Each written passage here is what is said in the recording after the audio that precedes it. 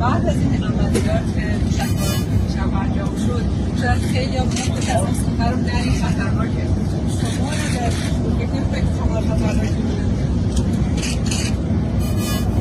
فکر نمی‌کنم خطرناک هم میشه نه اگه قرار آدم بمیره با شهادت بمیره خیلی بهتر از اینکه تو بستر بمیره. گر مرد رهی میان خون باید از پای فتاق سر نگون باید تو پای به راه در نه و هیچ مفهوم خود راه بگویدن که چون باید. اسرائیل مهمان ما رو در تهران روز تحلیف ترور کرد. به ما گفتن شما صبر کنید، ما میخوایم صلح برقرار کنیم، اگر شما برخورد کنید صلح برقرار نمیشه. ما به خاطر صلح صبر کردیم، ولی این نامردها به جای اینکه دست از کشت و کشتار بردارن جریتر شدن، هم در غزه هم در